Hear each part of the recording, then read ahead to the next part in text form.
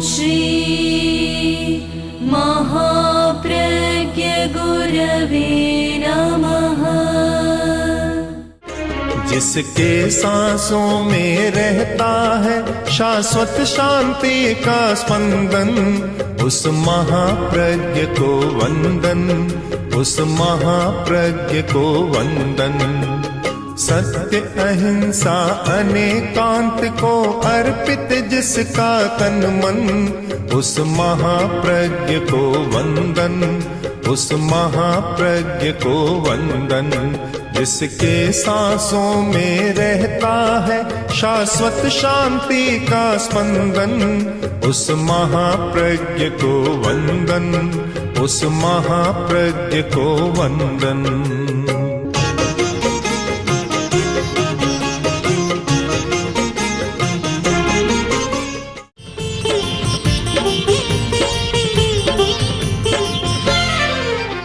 इस वैज्ञानिक युग में यदि धर्म क्रांति होती है तो धर्म को चिरजीवी बनने का मौका मिलेगा, और रूढ़िवादी धर्म की अवधारणा ही चलती है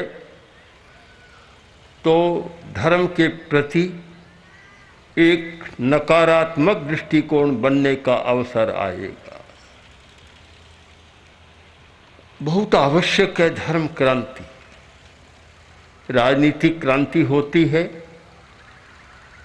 वह बौद्धिक स्तर पर होती है या कुछ भावनात्मक स्तर होता है। हर क्रांति के साथ प्रमुखतया बौद्धिक बात जुड़ी रहती है। धर्म क्रांति के साथ बौद्धिक संबंध नहीं होता, उसके साथ संबंध है प्रज्ञा का संबंध रहता है।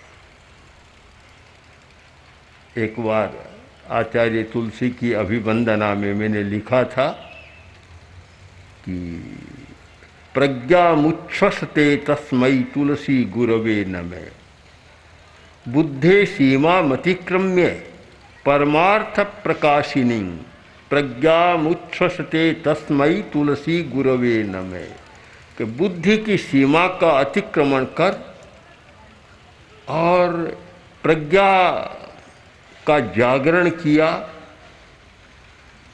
एक बहुत बड़ी उपलब्धि है। बहुत लोग दुनिया के ऐसे हैं जो इंद्रिय चेतना की सीमा में ही जीवन जीते हैं, उससे आगे नहीं जाते। और इंद्रिय चेतना की सीमा में जीने वाले का अर्थ है पदार्थ ही पदार्थ, सुख सुविधा भोग, बस ऐसी में रहना, न ठंडा लगे न गर्म लगे, और धन कमाना, पदार्थ का भोग करना, बस जीवन की यह सीमा है। ये इंद्रिय चेतना की सीमा है। इंद्रिय चेतना की सीमा में जीने वाला व्यक्ति इससे आगे की बात सोच नहीं सकता। बहुत लोग आज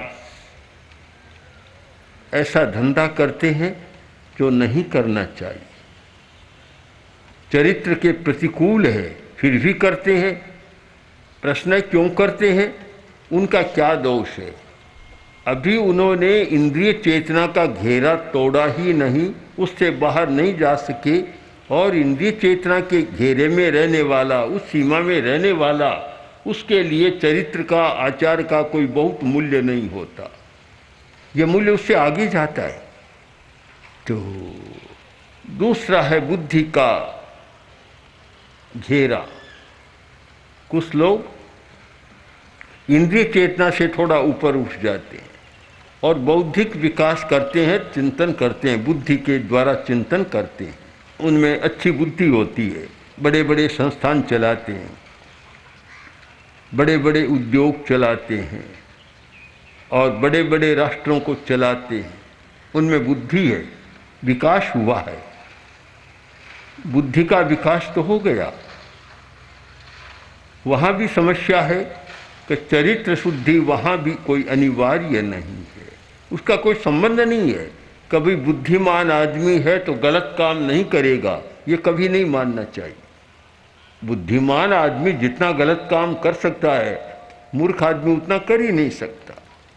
बुद्धिमान में तो बहुत चातुर्य होता है, उसमें एफिशिएंसी है, दक्षता है, और बड़ी दक्षता के साथ ऐसी हाथ की सफाई करता है, जादूगर भी शायद नहीं कर पाता, किसी को पता भी नहीं चलता, और बड़ी से बड़ी बुराई कर लेता है। और आज की दुनिया में वही लोग ज़्यादा होशियार चतुर माने जाते हैं जो ऐसी हाथ की सफाई कि सबको निगल जाए, पता भी नहीं चले, अच्छे होशियार माने जाते हैं। तो बुद्धि की सीमा में आचार का संबंध नहीं जुड़ता, धर्म क्रांति हो नहीं सकती, न इंद्रिय चेतना की सीमा में और न बौद्धिक चेतना की सीमा में। इन दोनों से परे आगे जाना होगा, परे, दोनों से परे। गीता का वह बहुत सुंदर है इस विषय में कि यो बुद्धि परतस्तु शे, जो बुद्धि से परे है वह परमार्थ है या परमात्मा है या कुछ भी है। बुद्धि से परे है हमारी अतीन्द्रिय चेतना, बुद्धि तक अतीन्द्रिय चेतना नहीं है, वह इंद्रिय चेतना है। क्योंकि जितने सारे तर्क, विश्लेषण, संश्लेषण सारे बुद्धि की सीमा में होते हैं। बुद्धिमान आदमी ऐसा तर्क प्रस्तुत करता है, एक बार तो आदमी कुछ भी सोचने लग जाता है, पर आगे जाकर बहुत सार्थक नहीं होता। इसलिए धर्म का स्वरूप कुछ बदलना चाहिए, इसमें क्रांति होनी चाहिए। क्रांति का स्वरूप आप जानना चाहें तो यह स्पष्ट है कि धर्म के 3 रूप, एक अध्यात्म जो शिखर है धर्म का, दूसरा नैतिकता, नैतिक मूल्यों का विकास, चरित्र का विकास, सदाचार का विकास, और तीसरा है उपासना भक्ति।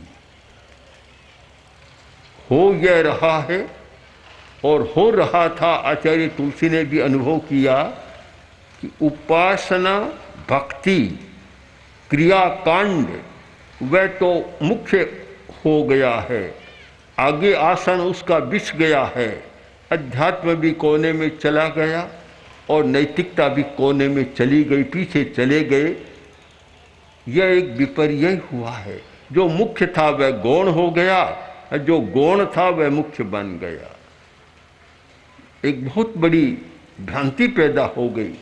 आदमी नाम जप कर लेता है, स्मरण कर लेता है, और कोई क्रियाकांड कर लेता है और मान लेता है कि मैं धार्मिक हूँ, मैंने धर्म की आराधना कर ली और अब मेरा अगला जन्म सुधर जाएगा, मैं देवलोक में स्वर्ग में चला जाऊँगा, बस बात समाप्त हो गई। इस धर्म की धारणा ने चरित्र को बहुत हानि पहुँचाई।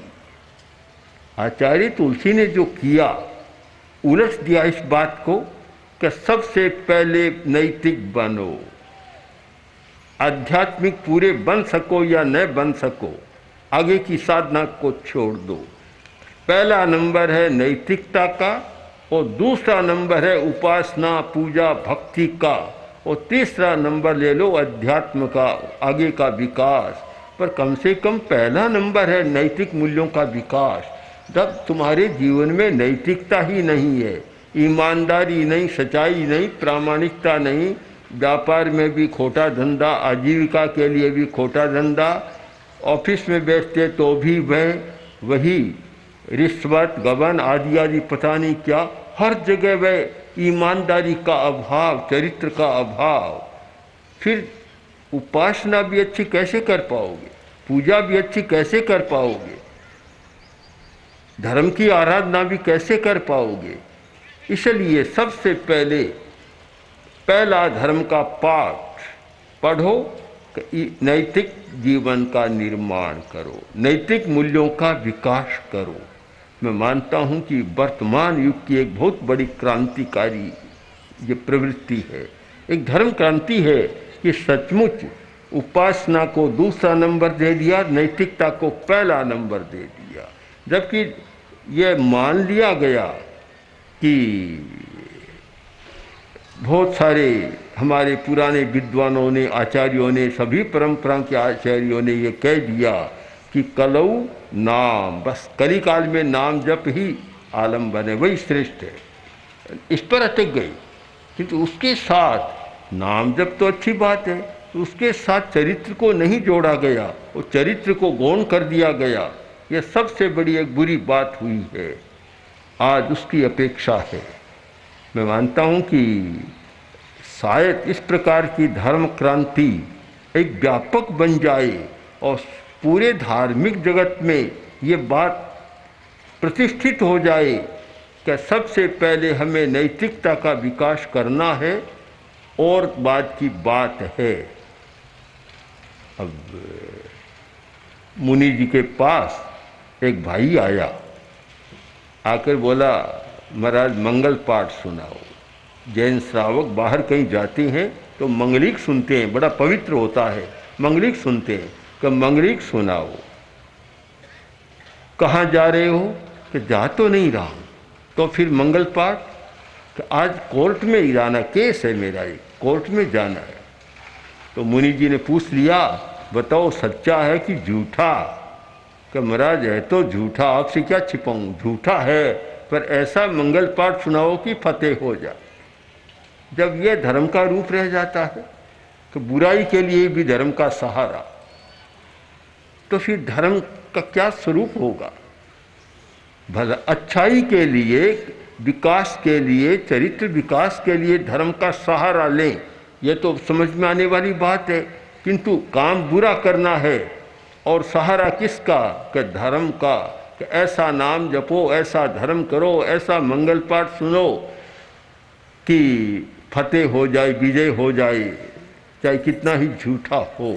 जब ये चेतना बन जाती है तो धर्म भी एक प्रकार की विडंबना बन जाता है और धर्म भी बुराई को संरक्षण देने वाला बन जाता है।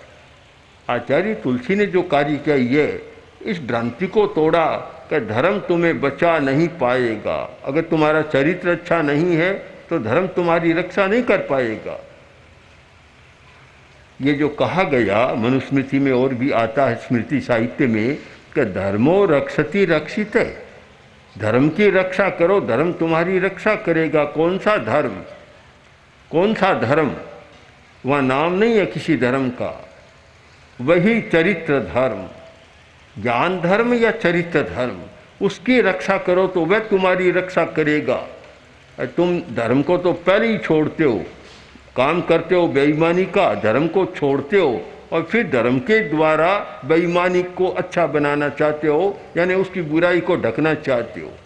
ये एक बड़ी भ्रांति जो हो गई धार्मिक जगत में। जब तक ये भ्रांति नहीं टूटे तो धर्म के द्वारा जो मिलना चाहिए वह लाभ नहीं होगा। रुपये से मिलना चाहिए वह तो रुपये से मिल जाता है।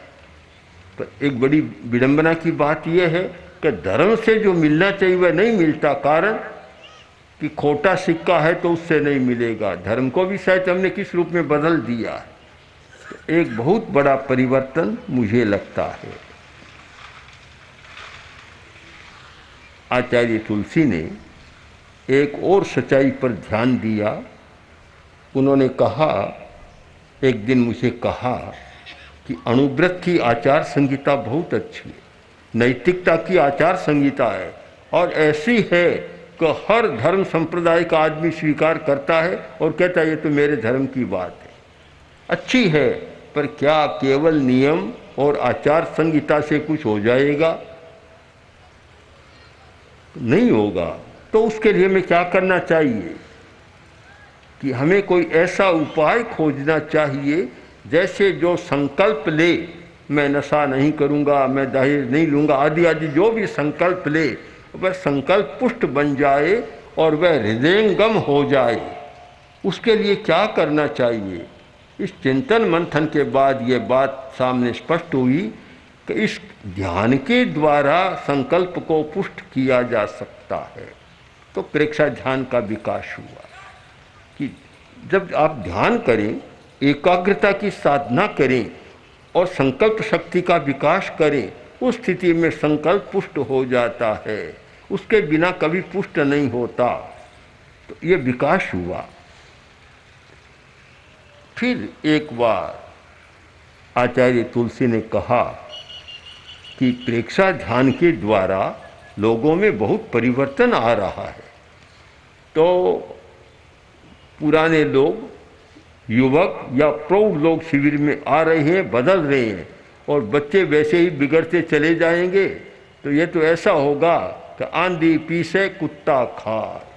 आंधी स्त्री पीस रही है, चक्की चला रही है, आटा पीस रही है, और आंधी है, पीछे से आकर कुत्ता चाट रहा है, खा रहा है। ऐसा ही हो जाएगा कि बड़ों को तो सुधारने का प्रयत्न करो और छोटे फिर बिगड़ जाए, फिर बड़े हो तब उनको सुधारना। ये तर्कशास्त्र का एक दोष है, अनवस्था। कहती अनवस्था, कहीं जाकर ये बात टिकेगी नहीं, अवस्थित नहीं होगी, अनवस्था दोष हो जाएगा। तो क्या करना चाहिए?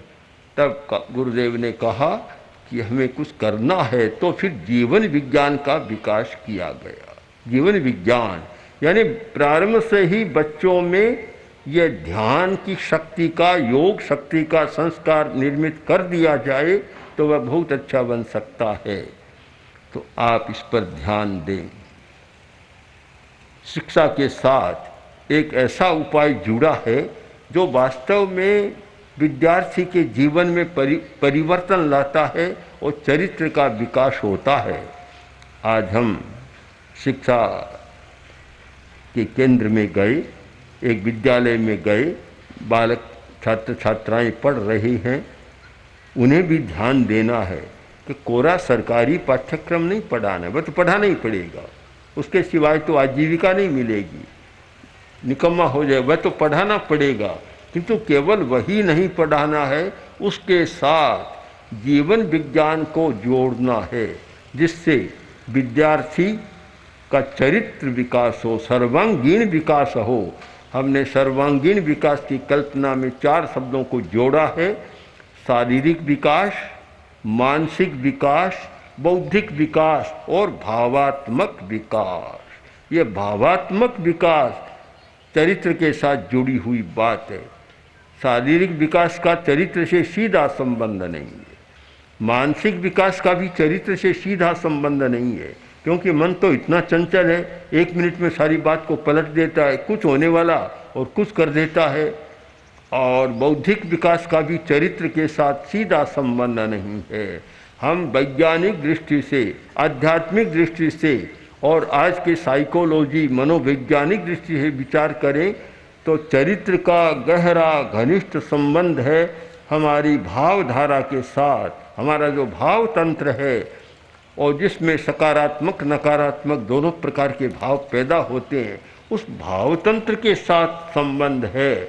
अगर हम भावधारा का, भाव तंत्र का परिष्कार कर सकें तो फिर चरित्र का विकास हो सकता है। और वह विकास केवल पढ़ाई के द्वारा नहीं होता, उसके लिए अभ्यास जरूरी है, अभ्यास, प्रयोग जरूरी है। बिना प्रयोग आप कैसे जान सकते हैं? बहुत सारे लोग आते हैं कि मन चंचल बहुत है और टिकता नहीं है, हम कैसे करें? हमने कहा ये कोई बौद्धिक बात नहीं है कि आपने पूछा और मैंने उत्तर दे दिया। अभ्यास के द्वारा हो सकता है, आप अभ्यास कीजिए। प्रयोग कराया, प्रयोग कराने के बाद फिर मिला, बोला कि जीवन में आज पहली बार अनुभव किया कि आनंद होता है, मन एकाग्र हो सकता है। प्रयोग के द्वारा तो ये बात संभव है। जहाँ पटेल समाज ने एक प्रेक्षा परिवार भी बना रखा है, व्यास पटेल बहुत लोग मिले हुए हैं। जब उन्होंने प्रयोग किया तो लगा कि यह तो एक बहुत ही जीवन के लिए आवश्यक बात है। तो प्रयोग से ही पता चल सकता है, बिना प्रयोग नहीं होता। केवल ये सिद्धांत नहीं, कोरा शाब्दिक व्यापार नहीं, ये प्रयोगात्मक बात। आप अभ्यास करें और अभ्यास के साथ आप में प्रज्ञा का जागरण शुरू होगा। प्रज्ञा की चेतना पूरी जाग जाएगी ऐसा तो मैं नहीं मानता, किंतु प्रारंभ हो जाएगा। प्रज्ञा को समझने के लिए एक उदाहरण आपको बताऊं। आचार्य भिक्षु जो तेरापंथ के प्रथम आचार्य थे, वे क्रांतिकारी तो थे ही, साथ में प्रज्ञा उनकी बहुत जागृत थी। अब बुद्धि प्रज्ञा में कितना अंतर होता है, उनकी बुद्धि भी प्रबल थी। तो कुछ लोगों ने कहा भी कि आपकी बुद्धि तो ऐसी है कि आप 9 कोटि मारवाड़ का राज्य चला सकते हैं। मारवाड़ जो राजस्थान में, मारवाड़ का स्टेट राज्य बड़ा बहुत लंबा चौड़ा था, सीमा बहुत लंबी चौड़ी है। आप 9 कोटि मारवाड़ का राज्य चला सकते हैं। तब आचार्य भिक्षु ने कहा कि मुझे क्या इससे, क्या मैं बुद्धि का उसमें उपयोग करूं? बुद्धि वाही सराहिए जो सेवे जिन धर्म, बा बुद्धि किन कामरी जो पड़िया बांधे कर। वह बुद्धि अच्छी है जो समस्या को सुलझाए, और समस्या को उलझाने वाली बुद्धि किस काम की? तो वे बुद्धि पर भरोसा ज़्यादा बुद्धिमान थे। बुद्धि से काम भी लेना जरूरी होता है, पर अंतिम भरोसा बुद्धि पर नहीं करते थे। आगे प्रज्ञा की बात, तो प्रज्ञा की एक बात आपको बताऊं, प्रज्ञा में बुद्धि में क्या अंतर है। एक भाई आया, आकर बोला, भिखन जी बताओ कि गाय के या घोड़े के पैर कितने होते? कितना सीधा प्रश्न है, आप तत्काल उत्तर दे देंगे। आचार्य भिक्षु ने नहीं दिया। आचार्य भिक्षु बोले 1, 2, 3 और 4 कि 4 पैर होते। वह बोला, भिखन जी हमने तो सुना भिखन जी बहुत बुद्धिमान है, और आपकी बुद्धि की प्रशंसा सुनकर आपके पास आए, और आप तो ऐसे बोलते हो छोटा बच्चा ही बता देते 4। आपने गिना 1, 2, 3, 4। आचार्य भिक्षु बोले कि तूने गाय का घोड़े का पैर का पूछा, मैं कह देता 4। तेरा अगला प्रश्न होता कि कान खजूरे के पैर कितने होते हैं? कानसला होता है ना, कान खजूरा, उसके पैर कितने होते हैं? तब मैं सोचता, तब तू कहता पहले तो जल्दी से बोल दिए, बोलो तो पता चले। तो मेरा सोचकर तो यही आया था। अब इसका पता कैसे लगा? ये बुद्धि से नहीं, ये बुद्धि का काम नहीं, ये प्रज्ञा का काम है, जो अंतर्दृष्टि अंतश्चक्षु जाग जाता है और भीतर की बात को पकड़ लेता है। आज अपेक्षा है हम अभ्यास के द्वारा, साधना के द्वारा, प्रेक्षा, ध्यान, जीवन विज्ञान, इन प्रयोगों के द्वारा, इस प्रायोगिक पद्धति के द्वारा बुद्धि की सीमा को पार कर और प्रज्ञा की सीमा में कम से कम प्रवेश तो करें। आगे जाने की बात तो बहुत बड़ी बात है, हमारा प्रवेश हो जाए। और जब प्रज्ञा में प्रवेश होता है, आदमी का चरित्र भी अच्छा हो, सदाचार का विकास अपने आप होता है, बुराई से घृणा भी अपने आप होने लग जाती है। वह कोई अनैतिक व्यवहार नहीं कर सकता, वह किसी के साथ क्रूरतापूर्ण व्यवहार नहीं कर सकता, सब अपने आप बंद होते हैं। तो हम ये प्रयत्न करें, अभ्यास और प्रयोग को आगे बढ़ाएं, जिससे बुद्धि की सीमा को पार कर और प्रज्ञा की सीमा तक जा सके। ओम ओम श्री महाप्रज्ञ गुरवे नमः। ओम श्री महाप्रज्ञ गुरवे नमः।